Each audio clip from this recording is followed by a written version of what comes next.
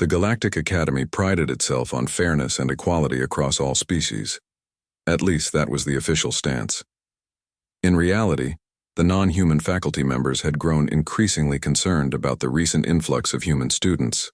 Humans were physically weaker than most sentient species, with no natural armor, claws, or significant strength. Yet somehow, they kept outperforming expectations in combat simulations. Cadet Lisa Jones was the latest subject of their bewilderment.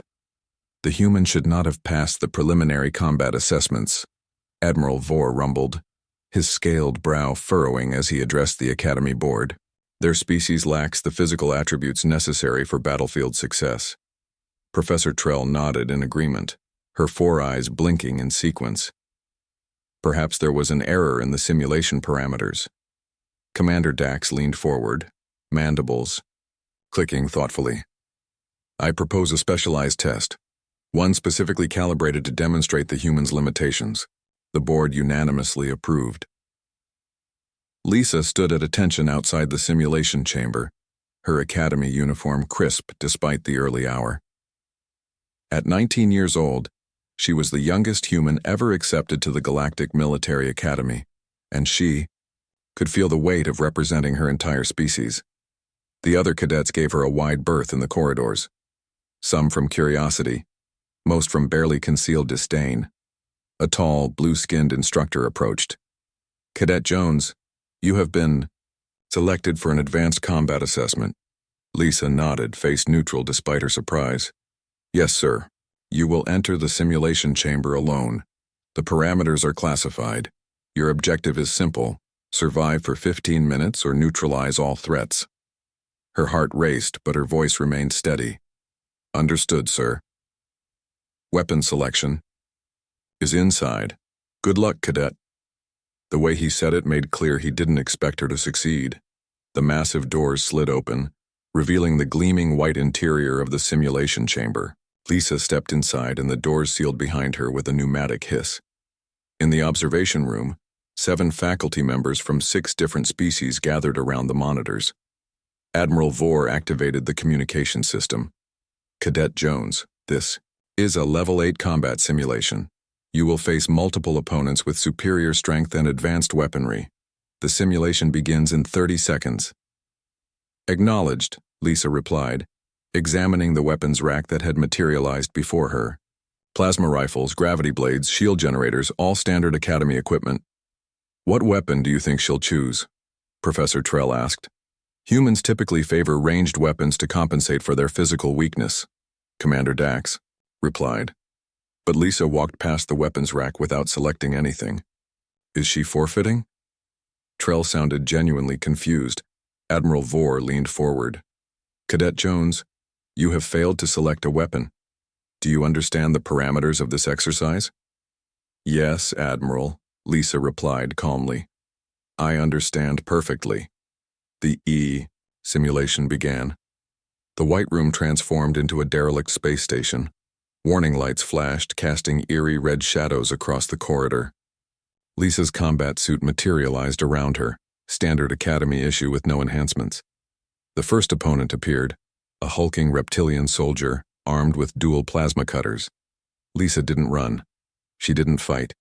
Instead, she stepped toward a nearby wall terminal and began typing rapidly. In the observation room, confusion spread. What is she doing? Admiral Vore demanded. Lisa accessed the station's environmental controls. As the reptilian charged, she triggered the emergency fire suppression system. Freezing foam sprayed from ceiling nozzles, immediately hardening around the attacking figure. She didn't pause to admire her work. 3 more opponents, insectoid warriors with natural armor, converged from adjoining corridors. Again, Lisa didn't engage directly. She assessed her surroundings, located a maintenance panel and rewired it in seconds. The corridor's gravity inverted, sending her attackers crashing into the ceiling where magnetic locks automatically activated to secure loose objects during gravity failures. This is unexpected, Commander Dax admitted. Lisa moved purposefully through the station. When a squad of robotic sentries appeared, she hacked into a communication terminal and broadcast a shutdown code. When sealed doors blocked her path, she rerouted power conduits to force them open. 118 seconds after the simulation began, Lisa reached the station's central control room. With methodical keystrokes, she activated the station's self-destruct sequence, then locked it with an encryption code of her own creation. "Simulation complete," announced the AI. "All threats neutralized. Time, 2 minutes and 7 seconds. Silence fell in the observation room. Lisa stood at attention before the Academy board, her posture perfect despite the scrutiny of 14 alien eyes. "Explain your approach, Cadet," Admiral Vore said finally. "Sir, the objective was to survive or neutralize all threats. The simulation placed me in an environment with systems I could control. Using those systems was more efficient than direct combat." "You were expected to engage in combat," Professor Trell pointed out. "With respect, Professor, that expectation wasn't stated in the parameters. Humans evolved as tool users and problem solvers. We recognize when direct confrontation is disadvantageous." Commander Dax's mandibles clicked rapidly, the equivalent of a thoughtful hum. "You understood that the station systems could be manipulated?" "Yes, Commander. All technology has exploitable features. It's simply a matter of identifying them." "Admiral?" Vore exchanged glances with the other board members. "The simulation was designed to showcase your physical limitations, Cadet."